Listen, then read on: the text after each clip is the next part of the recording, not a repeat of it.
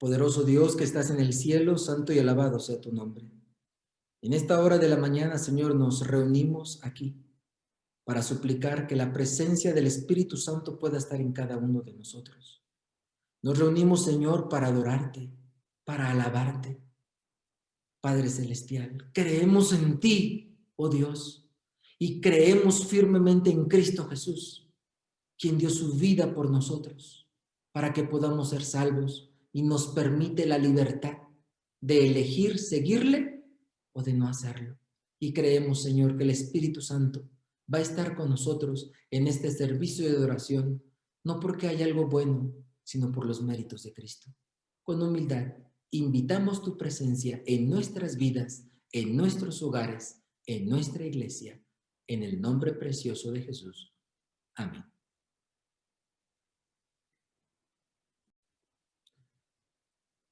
Buenos días, hermanos. En esta ocasión me siento muy contento de estar aquí con ustedes. Agradezco a la contadora Karina Osoria y a la administración de este campo que hicieron los arreglos y que tuvieron a bien invitarme. Me siento muy contento, muy halagado por esta oportunidad que me dan de estar en esta ocasión con ustedes para compartir la palabra de Dios. El día de hoy vamos a tomar un tema bastante especial, bastante interesante, que tiene que ver con la libertad. Esa libertad de la cual Cristo nos dio. Jesús en su palabra nos señala, conoceréis la verdad y la verdad os hará libres. La verdadera libertad se encuentra consagrada en Cristo Jesús. Bien, un servidor, el Señor me ha dado la oportunidad de llevar la responsabilidad de la dirección jurídica de la Iglesia Adventista del Séptimo Día. ¿Cuáles son mis funciones principales o cuáles son las funciones principales de esta dirección?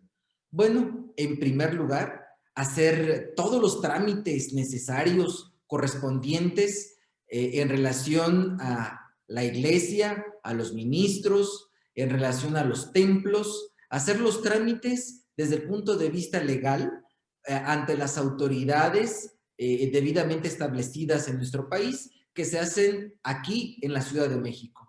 También me toca llevar a cabo las actividades de representación. Cuando hay reuniones que convoca el gobierno y convoca a los distintos representantes legales, a los distintos líderes de las iglesias en el país, pues obviamente el Señor me permite asistir a ellas cuando en su momento el presidente nacional de la iglesia no puede asistir, pues un servidor va en su representación y representando también a todo lo que es nuestra iglesia. También asimismo hacer algunos trámites relacionados en cuanto a la legalización de los patrimonios inmobiliarios, sean estos bienes inmuebles propiedades de la iglesia, propiedades de las secciones o propiedades de la federación, que pues es un tema bastante amplio que vamos a estar abordando o estamos abordando en las capacitaciones que estamos teniendo aquí en este campo, en esta sección. ¿Cómo está integrada la Iglesia Adventista? Bueno, la Iglesia Adventista a nivel nacional estamos constituidos en 5 uniones. Aquí en este campo pertenece a la Unión Mexicana del Norte. En nuestro país hay 5 uniones: Unión Mexicana del Norte, Unión Mexicana Central, la Unión Interoceánica, la Unión de Chiapas y la Unión del Sureste. Estas 5 administraciones se reúnen año con año y nombran a alguien que va a ser el presidente nacional de la iglesia. En este caso, le tocó a la Unión Interoceánica ser el presidente de su unión y de la iglesia adventista a nivel nacional. El secretario a nivel nacional es el secretario de la Unión del Norte para esta administración que estamos llevando a cabo, y hay un tesorero también, alguien que maneja las finanzas. Un servidor dependo directamente de esta administración a nivel nacional, que es la dirección jurídica, y también las uniones dependen a su vez, los directores de asuntos legales dependen de su unión, de la administración de su unión, para el caso de la Unión Mexicana del Norte, el director de Asuntos Legales es el contador Abraham Ramírez.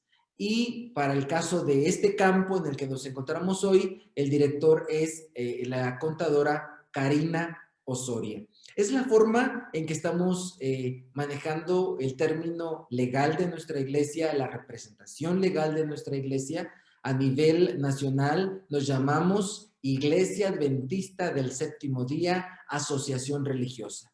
¿Por qué asociación religiosa? Porque cumplimos con los requisitos que determina la ley para que podamos fungir como tal, como una asociación religiosa. Y esto fue a partir del año 1993 que esta iglesia se constituyó legalmente en nuestro país. Obviamente antes existíamos, pero sin personalidad jurídica. Bueno, en esta mañana, hermanos, vamos a hablar acerca de la libertad religiosa. Ya vimos un poquito en relación a qué es lo que hago, qué es lo que, cuál es mi función. Algunos hermanos me han preguntado, pastor, ¿y qué es lo que usted hace? Bueno, ya lo vimos de manera breve. Ahora vamos a entrar al tema de esta mañana, que tiene que ver con la libertad religiosa. ¿Qué es la libertad? Bueno, la Real Academia Española señala que es la facultad natural que tiene el hombre de obrar de una manera o de otra, o de no obrar, por lo que es responsable de sus actos. También es un estado o condición de quien no es esclavo. Es un estado de quien no es preso. Es la condición de las personas no obligadas al cumplimiento de ciertos deberes. Eso es la libertad, en términos generales, lo que nos otorga la Real Academia Española, el diccionario de la Real Academia. Entonces, también se consagran algunos tipos de libertad. Aquí he puesto algunos, ¿no? Como la libertad condicional, cuando esa libertad sí tiene libertad, pero tiene ciertas restricciones. La libertad de cátedra, la libertad de exponer, la libertad de conciencia y cantidad de libertades, ¿no? Libertad de pensamiento. En esta mañana vamos a centrarnos en la libertad religiosa, en un marco de tolerancia y en un marco de respeto general. La libertad de elegir y el respeto. En una iglesia, algunas personas decidieron creer otras doctrinas. Esta situación se volvió en un entorno de emociones negativas. Imagínese su iglesia. Dios nos libre, pero llega a suceder que en su iglesia de pronto un grupo de personas decide ya creer en otras doctrinas, no creer en lo que usted cree. Y entonces pues comienza algún tipo de emociones pues un tanto negativas, de rechazo. Esta situación que me permitió el Señor conocer, en esta situación aprendí a respetar a aquellos que una vez pensaron como nosotros y que después condenaron aquello en lo que creían. Es decir, Dios les dio esa libertad. Tienen la libertad de creer o de no creer. Y si ya no quieres creer, eres libre de decir, ya no quiero creer como ustedes, ahora quiero creer de esta manera. Eres libre y no tengo por qué generar en mi corazón o en mis emociones un sentimiento de molestia, de enojo o de rechazo. Simplemente estás ejerciendo la libertad que el Señor Jesús te dio, que nuestro Dios nos dio, que al final de cuentas es el libre albedrío que el Señor le ha dado a todos los seres con inteligencia. Esta es la libertad de elegir. La importancia entonces de ser veraz, de ser verdadero con lo que decimos creer y con lo que nosotros hacemos, con nuestra forma de actuar. La importancia de ser veraz, de decir yo soy adventista del séptimo día o ya no soy adventista del séptimo día. Es importante ser veraz. Es importante ser claro con lo que nosotros decimos, con lo que nosotros creemos. De expresar aquello que creemos, yo creo esto, y de expresar lo que no creemos. La libertad de seguir en lo que estamos o la libertad de cambiar. La libertad en todos los aspectos, incluyendo el religioso. Esto se llama libre albedrío y el Señor nos los ha otorgado a nosotros desde la creación. Nos lo ha otorgado como un regalo para el ser humano. ¿Qué es la libertad religiosa? La libertad religiosa es el derecho de los ciudadanos a elegir un sistema de creencias, sean religiosas o no, así como el derecho a profesar la fe públicamente sin que ello sea causa de discriminación, persecución, intimidación, violencia, prisión o muerte. Eso es libertad religiosa. No importa el credo religioso que usted tome, eso es la libertad, siempre y cuando cumpla con la normatividad jurídica debidamente establecida, es decir, en nuestro país, bajo la premisa, el respeto al derecho ajeno es la paz, teniendo las premisas y esas premisas, esa doctrina jurídica, así como los fundamentos que se encuentran en nuestra Constitución mexicana, es decir, de la libertad, en el marco del respeto a nuestros semejantes. Entonces podemos nosotros gozar de esa libertad religiosa sin tener el temor de ser intimidado, de ser violentado, de sufrir prisión y en algunos casos hasta muerte.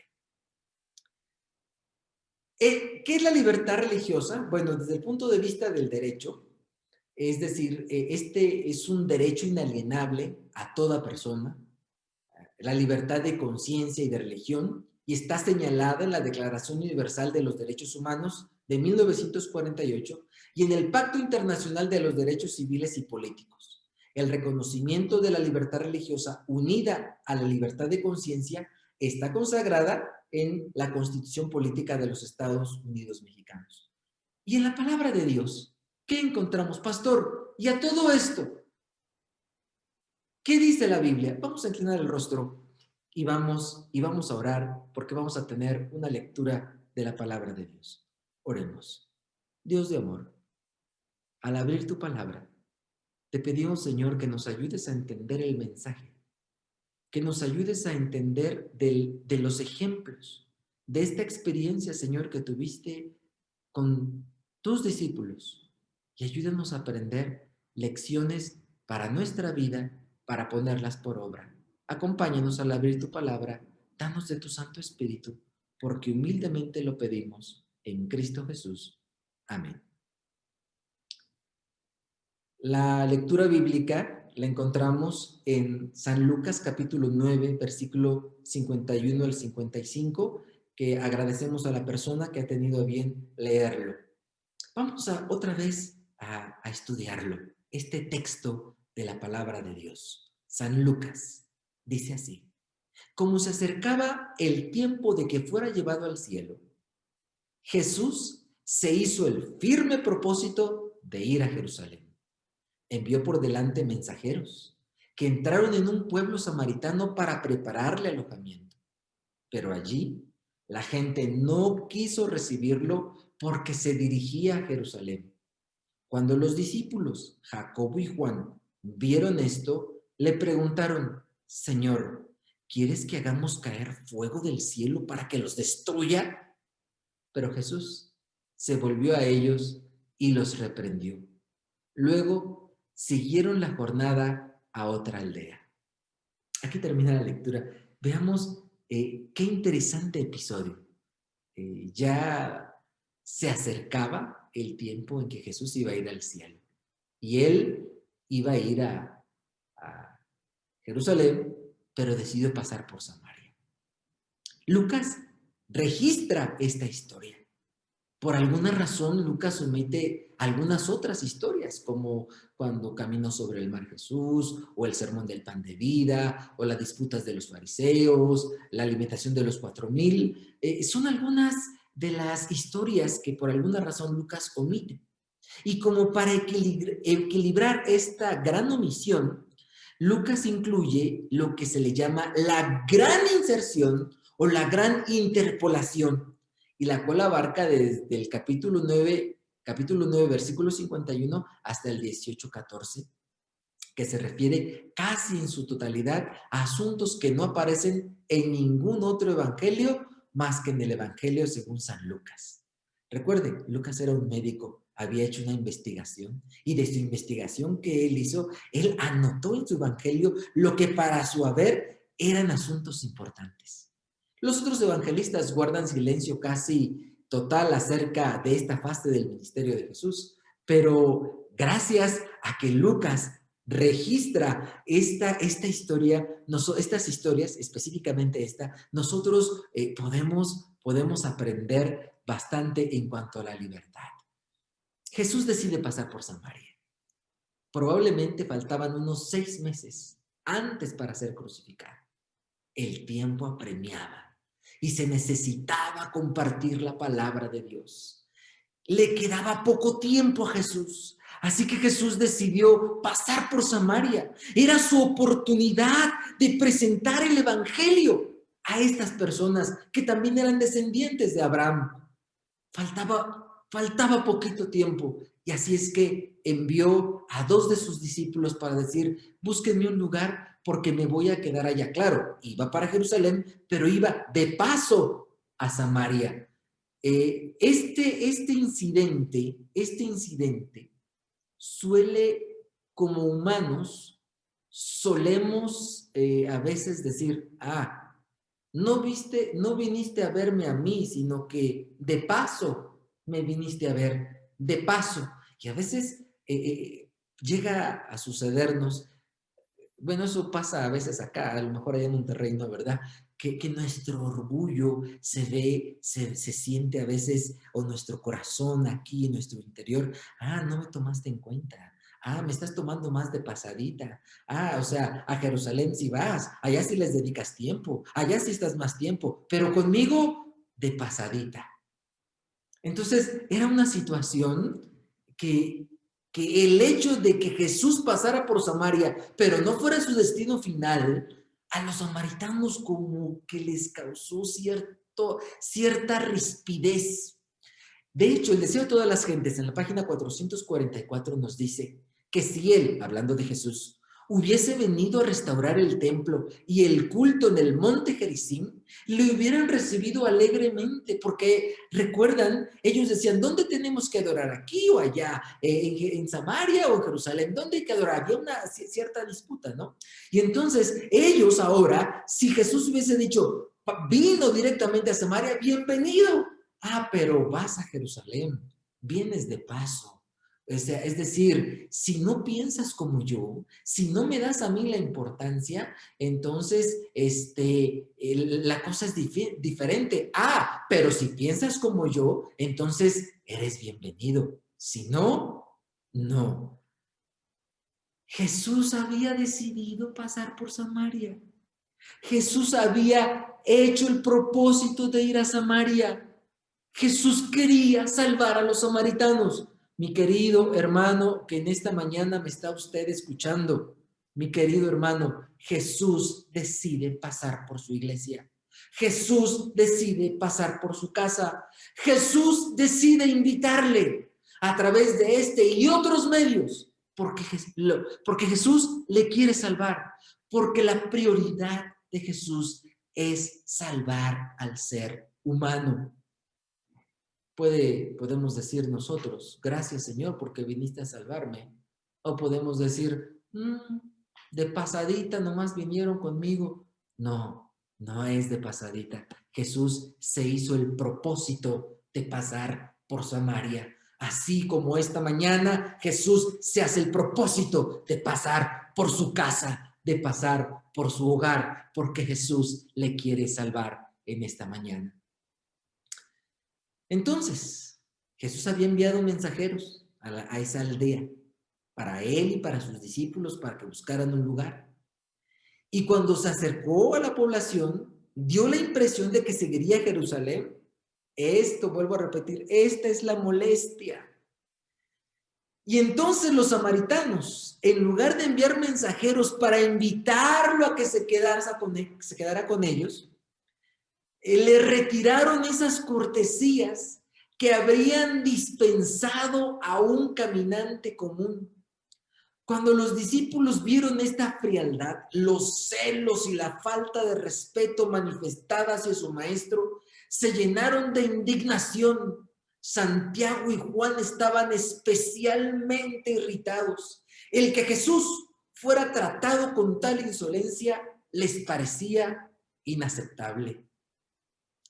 Bueno, ahorita nos encontramos en pandemia, ahorita si alguien viene a la casa y nos toca, tac, tac, tac, tac, la puerta, pues lo atendemos de afuerita, ¿verdad? Y ahí estamos con el cubrebocas, es importante usar el cubrebocas, nos ponemos algunos lentes o nos ponemos la careta, es importante usarlo.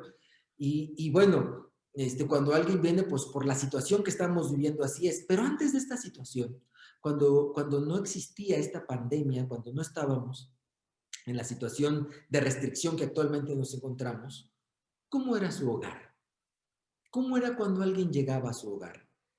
Tuve la oportunidad de ser pastor en una zona donde yo llegaba, casa que llegaba, decimos, tiro por viaje, ¿no? Casa a la que llegaba, pastor, bienvenido, pásele, siéntese. ¿Gusta un vaso con agua? Si estaban haciendo tortillas, y así del comal, levantaban la tortilla, le echaban tantita sal, la apretaban así como un burrito y me la daban. O hacían una salsa, espéreme, pastor, hacían una salsa rica, sabrosa, la ponían y, tenga, pastor. Y era una atención especial en cada hogar en el que visitaba, y pues me gustaba visitar bastante, ¿verdad? Pero ¿cómo han sido nuestros hogares? ¿Cuál es nuestra costumbre? En mi pueblo, en Ciudad Valles, allá hace mucho calor. Bueno, ahorita en frío también hace frío, hace mucho calor y es normal que a la casa que usted vaya, lo menos que se le ofrezca sea un vaso con agua. Son cortesías. Bueno, en las grandes urbes, no sé cómo sea Monterrey, bueno, ahorita ya les dije cómo estamos, pero cómo haya sido en el pasado, probablemente no muy diferente que en las grandes urbes. Es una grande urbe, pero bueno, en algunas grandes urbes, cuando alguien va y hace una visita, pues a veces se le decía, mire, disculpe la molestia, no le esperaba, no le puedo atender. O bien, ahí en la puerta, ¿qué necesita? ¿Qué se le ofrece? En cierta ocasión dije, hermano, disculpe, ¿puedo visitarles en su hogar a una familia? Y entonces la familia me dijo, sí, pastor, mire, lo que nos quiera decir aquí en la casa, si quiere, venimos toda la familia. Y toda la familia ese sábado en la tarde fueron, hice una visita en el departamento de menores a esa familia. Y lo respeté. Hay que respetar. No estoy diciendo esto está bien o esto está mal. Sin embargo, era costumbre. Recuerde, son las costumbres de cada lugar. Si la costumbre de un lugar es uno, está bien. La costumbre es de otra forma, en estos lugares de otro, pues está bien. Respetemos las costumbres. Pero la costumbre en aquella zona era dar cortesías, era atender. Como en aquella zona donde yo fui pastor, la costumbre es abrir la puerta de la casa. Y no es costumbre cerrar la puerta de la casa y decir, no te puedo recibir. Inclusive, hay gente que recibía a hermanos en su casa y se salían de su propia casa, dejaban la casa sola para que viniesen hermanos y se pudiesen quedar aquí en su casa cuando había alguna reunión de laicos o alguna reunión grande. Esa era la costumbre y algo raro era que alguien no prestara su casa o no prestara al menos su cuarto o no diera al menos una tortilla. Bueno, la situación en la que nos encontramos ahorita es una situación donde está fuera de costumbre que no dieran esa atención, porque bíblicamente tenían que dar esa atención y los samaritanos también conocían lo que es el Pentateuco. Así que conocían estas instrucciones de Dios de atender a los extranjeros, a los que pasaran por allí. Y el hecho de que no atendieran a Jesús les irritó. Esa insolencia es inaceptable. ¿Cómo tratan a mi maestro? ¿Por qué lo tratan así? Cuando yo era adolescente, un día fui con mi pastor, que hoy en día uno de sus pastores, este pastor, es pastor en la sección del noreste, ahí en Monterrey. Y yo era adolescente y fuimos a un lugar, a una tienda, yo iba con el pastor, y entonces, no recuerdo, parece que era una carnicería, una tienda de abarrotes, no recuerdo, pero le habló y le dice, oye, fulano, ¿cómo estás? ¿Qué se te ofrece? Y yo sentí raro, ¿por qué le habla así a mi pastor? Es mi pastor, y yo hasta fui, yo era estudiado preparatoria, y hasta fui más enfático, le dije, disculpe, pastor, usted... Y el tipo le seguía hablando de tú, y me dieron ganas de decirle, si fuera su sacerdote, ¿le hablaría así a usted o le dijera, disculpe, padre? Bueno, yo era un adolescente, tendría unos 15 años, 16 años, estaba en la preparatoria, no me atreví a hacerlo, pero en ese momento no me gustó la forma en que le estaban hablando a mi pastor. Él era mi pastor. Bueno, algo más fuerte fue lo que sintieron los discípulos de Jesús, especialmente estos dos, ¿no? Estos dos que se molestaron, Santiago y Juan, especialmente se irritaron porque no tuvieron atenciones con su maestro. Y al volver a Cristo, le comunicaron las palabras de los habitantes del pueblo diciéndole que habían rehusado a darle siquiera albergue para la noche. Pensaban que habían hecho un enorme agravio. Todo esto lo dice el deseo de todas las gentes en la página 446. Y la palabra de Dios dice, es clara. Cuando los discípulos Jacobo y Juan vieron esto, le preguntaron, Señor, ¿quieres que hagamos caer fuego del cielo para que los destruya? ¿Porque te rechazaron? O sea, da coraje. ¿Por qué te están rechazando, Señor? Así como lo hizo. Acuérdense, tenían ellos el contexto de cómo el profeta había hecho descender fuego del cielo. Ahora ellos también decían, así como el profeta hizo descender fuego del cielo, ahora también nosotros podemos pedirle a Dios que descienda fuego del cielo y los consuma, porque son arrogantes, porque no están recibiendo a mi maestro, porque mírenos, porque nos están rechazando, porque no aceptan el verdadero mensaje. Ese era su razonar. Esta era una intolerancia. La intolerancia a esas personas que difieren de un pensamiento al mío. El espíritu manifestado por Jacobo y Juan era completamente diferente, era completamente ajeno al espíritu de Cristo. El espíritu de venganza no es el espíritu de Cristo. Todo intento de obligar por la fuerza a quienes actúan contra nuestras ideas es una demostración del espíritu de Satanás y no de Cristo. Nos queda claro, hermanos.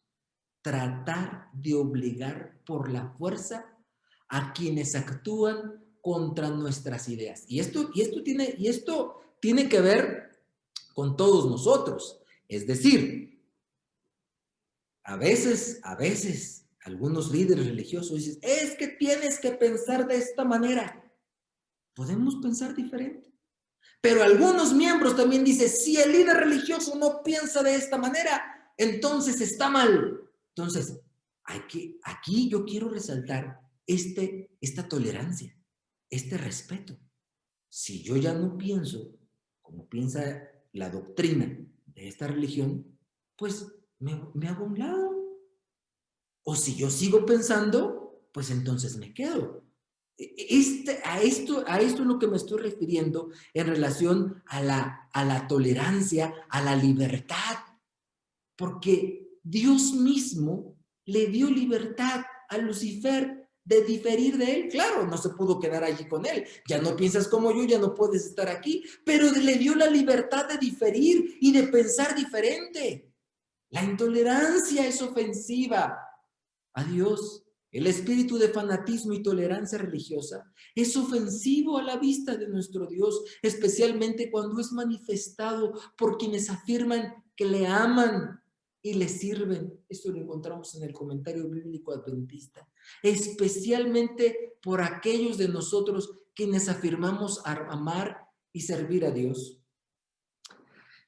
El reconocido escritor argentino Esteban Echeverría señala que no incumbe al gobierno reglamentar las creencias, interponiéndose entre Dios y la conciencia humana, sino escudar los principios conservadores de la sociedad y tener bajo su salvaguardia la moral social. Es claro lo que nos dice este escritor argentino. No es responsabilidad del Estado y no le incumbe reglamentar las creencias. Así es decir, el Estado no puede obligarnos a creer tal o cual cosa o dejar de creer tal o cual cosa. No es del Estado. El catedrático Luis Prieto Sánchez, de la Universidad de Castilla, comenta que la libertad de conciencia es una facultad práctica y plenamente social que protege al individuo frente a las coacciones o interferencias externas que pudiera sufrir por comportarse de acuerdo con sus creencias o convicciones. Entonces, la libertad de conciencia es una facultad práctica, es algo que es inherente al ser humano, es algo que tenemos en nosotros. También la declaración oficial de la Iglesia Adventista del Séptimo Día sobre la libertad, me voy a permitir leerla, la tomé de este libro, editado en 1997, dice así: los adventistas consideran a todos los hombres y mujeres como iguales a la vista de Dios. Rechazamos el fanatismo contra cualquier persona, sin tomar en cuenta su raza, nacionalidad o credo religioso.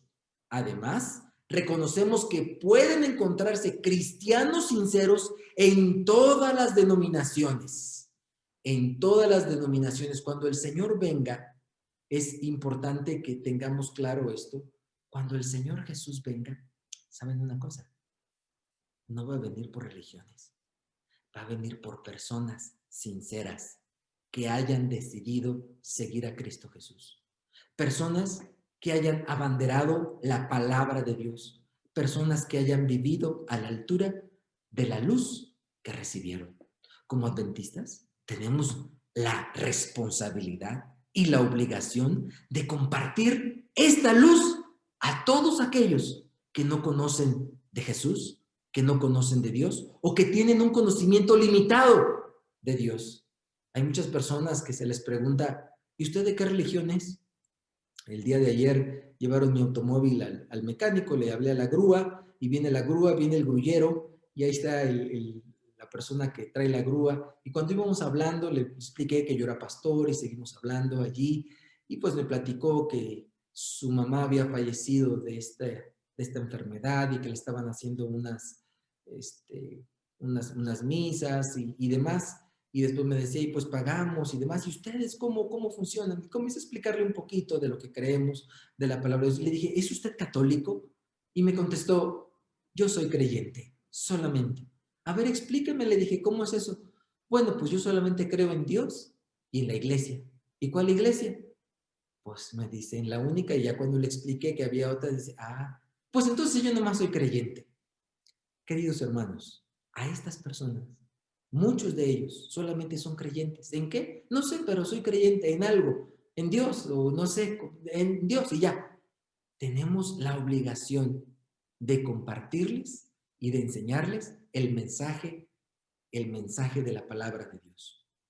Otra declaración oficial que encontramos en este mismo libro, el pastor Neil Wilson lo dijo, dice, como ciudadanos leales, los adventistas creemos que tenemos el derecho a la libertad de religión, sujetos a los mismos derechos que los demás. Esto implica la libertad de reunirse para recibir instrucción y para adorar en sábado, séptimo día de la semana, y a esparcir sus conceptos religiosos por medio de predicaciones públicas o por los medios de comunicación. Es decir, esta misma libertad que está consagrada en la palabra de Dios que nos da nuestro Padre Celestial y que está consagrada en la Declaración Universal de los Derechos Humanos y que está consagrada en nuestro país en la libertad de religión, en el artículo 24 constitucional y que está regulada por los distintos aparatos jurídicos aquí de nuestro país. Entonces, esta libertad también me permite expresar mi fe y de adorar en sábado. Ya dije acerca de Echeverría, el reconocido filósofo, él habla acerca de tolerancia. Y tolerancia dice que sería el mero acto de permitir, es decir, de superioridad teológica y moral, la existencia de alteridades religiosas o ideológicas por razones circunstanciales de convivencia práctica, entendiendo que esas alteridades son erróneas y malas. Déjenme explicar esto de una manera práctica. Fui a una reunión donde estaban varios representantes religiosos de distintos credos, cristianos, musulmán, judío, distintos credos. Y cuando yo estaba hablando, dije que qué bueno que se promovía la tolerancia religiosa. Cuando salimos, el imán, que así se le llama a quien lleva la batuta de las oraciones o de las plegarias que elevan los musulmanes, se acercó conmigo y me dice, oye, quiero hablar contigo. Le dije, sí, a la orden. De hecho, me regaló un Corán y lo tengo en casa. Comencé a darle una ojeada y me dijo, tolerancia es como si apenas, o sea, como que si te aguanto, como que si tu aliento me es fastidioso, pero apenas y te aguanto. Así que nosotros hablamos más de libertad que de tolerancia. Así que, hermanos, yo aprendí allí que específicamente cuando decimos tolerancia, en algunos sectores se entiende como, pues te tengo que tolerar ya que, pero para términos de este tema, tolerancia va más allá. En este caso me quiero referir a la tolerancia en su concepto más elevado de igualdad y de respeto. Es decir, que todos en medio, todos los aquí, los que nos encontramos, los que me están escuchando, tenemos el mismo valor y podemos tomar la creencia que nosotros querramos. Es decir, cualquier premisa multicultural o intercultural, religiosa o de las costumbres que debemos y es nuestra obligación de respetarlas. Y en este sentido me estoy refiriendo a tolerancia. Por ejemplo, la manera de vestir. La manera de vestir en un lugar es de una forma y en otros lugares de otra. La manera de hablar. Aquí en Monterrey, el regio, ustedes son los de la regio montana, el regio habla fuerte, habla, dice lo que piensa, y no está discutiendo, está hablando, las cosas son así, son claras. Y bueno, en otros lugares a veces eso pudiera ser ofensivo, pero hay que respetarnos, hay que respetar esta forma de ser diferentes, y esta forma de costumbres diferentes que el Señor nos ha dado. La verdadera libertad. Santiago nos dice, así que si el Hijo os libertare, seréis verdaderamente libres. Si en verdad cumplís la ley real conforme a la Escritura, amarás a tu prójimo como a ti mismo, bien hacéis. Pero si hacéis acepción de personas, cometéis pecado y quedáis convictos por la ley como transgresores. Santiago capítulo 2, versículo 8 y 9, y el primero que leí está en San Juan capítulo 8, 36. Es decir, la verdadera libertad nos las da Cristo. Y no tenemos que hacer esa acepción de personas.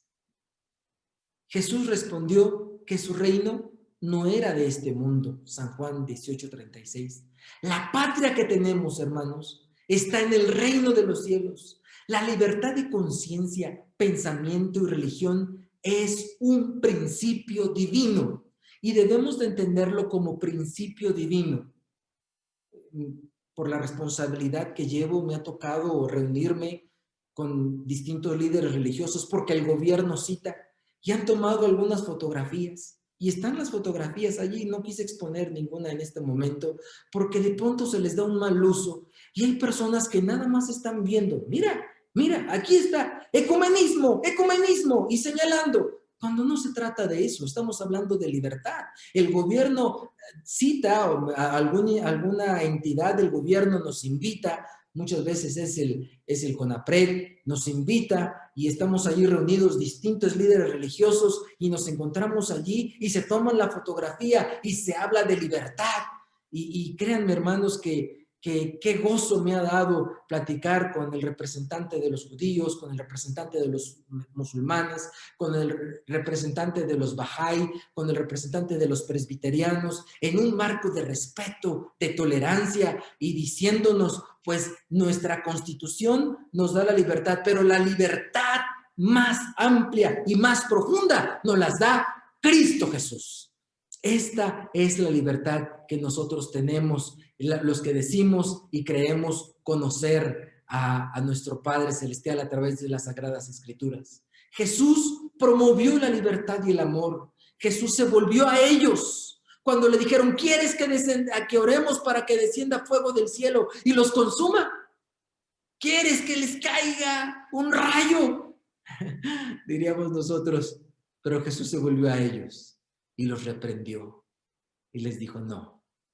Luego siguieron la jornada a otra aldea, es decir, si no quiere pensar como yo, si no me quiere recibir, no te enganches en una discusión, no estés allí. Hay veces que nos gusta discutir cuando no haya pandemia o cuando no había pandemia, de pronto llegaba alguien y él sabe de Biblia, aquí está él, y pónganlo, y a ver quién sabe más, y y a ver quién, y lo hicimos en algunas ocasiones. ¿Por qué caímos en eso? Porque creíamos que es la manera de ganar. Es más, antes existían muchos debates. En la época de la Revolución Industrial era la época del debate. Hoy en día nos encontramos en otra época y tenemos que ser cuidadosos. Sí, hay que levantar la palabra de Dios y tenemos que levantar la doctrina de Cristo Jesús. Pero si viene otra persona y especialmente viene a pelear o discutir con la palabra de Dios, no es la forma, no son las formas. Si una persona no cree como yo y dice, te voy a enseñar la verdad, si viene con un espíritu de aprendizaje y apacible, podemos sentarnos, pero si viene con un espíritu de enseñar, de decir, y aquí yo te voy a enseñar, y decir la verdad, no es el espíritu, ese no es el espíritu de Cristo. Cristo, cuando le dijeron, no nos reciben, no creen como nosotros, dijo, los que están mal son ustedes. No estén diciendo que cómo que descender fuego del cielo. Ahí es clarita la palabra de Dios. Se volvió a ellos, a sus discípulos, y los reprendió a ellos. No a aquellos que no lo habían recibido, no a ellos, sino a los discípulos que querían que descendiera fuego del cielo. Luego siguieron a otra aldea. Jesús reprendió la intolerancia a diferir de sus pensamientos. Jesús no obliga, nos otorga el libre albedrío, nos ama, nos respeta. La reprensión a sus discípulos fue en torno a la intolerancia y Jesús continuó su camino. ¿Cuál es nuestro deber? Segunda de Pedro 3:9 nos dice, no queriendo que ninguno perezca, sino que todos procedan al arrepentimiento. Tenemos que respetar los distintos credos religiosos. Tenemos que predicar con el ejemplo. Ser cuidadosos al exponer las diferencias doctrinales. Seamos cuidadosos cuando exponemos esas diferencias. Tenemos que presentar puntos en común y tenemos que evitar condenar. Queridos hermanos, en esta mañana yo quiero dejarles bien claro, Jesús es el que nos da la libertad. ¿Cómo podemos ganar entonces a estas personas que creen diferente a nosotros? Por ejemplo y por precepto. Por precepto y por ejemplo. Lo que dice la palabra de Dios. Y no engancharnos en discusiones que van a desahogar en tú te quedas con lo tuyo y yo me quedo con lo mío. Simplemente en un marco de respeto. Aprendamos de esta experiencia de Cristo Jesús. Es mi deseo y mi oración que cada uno de nosotros cultivemos el amor a nuestros semejantes, aunque piensen diferente a nosotros. ¿Qué ocurrió en aquella ocasión? Aquellas personas que dejaron de creer como nosotros. Bueno, simplemente se fueron, dejaron de ser adventistas. He tratado de contactar a algunos de ellos. No importa, es decir, no somos enemigos. buscamos a Cristo. Si tú ya no crees como yo, pues ayúdame a que yo pueda cambiar y tú también que puedas cambiar, porque sabes que estamos todos juntos caminando a la patria celestial. Y mientras estemos en la tierra, estaremos llenos de defectos, estaremos cometiendo errores.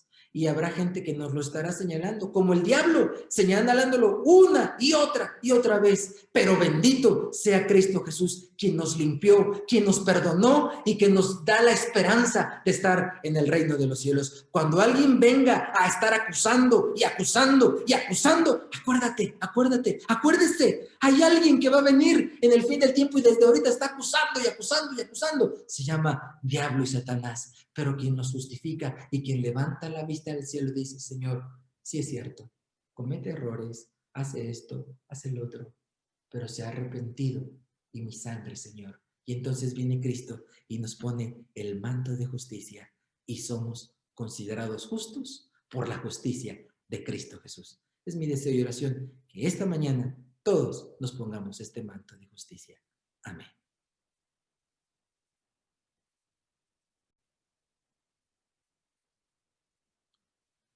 Vamos a tener la oración final, apreciados hermanos. Querido Dios, te damos las gracias porque hemos estudiado este capítulo, Señor, que se vivió aquí en la tierra con los discípulos y con Cristo Jesús, cuando mostraron, Señor, una intolerancia religiosa.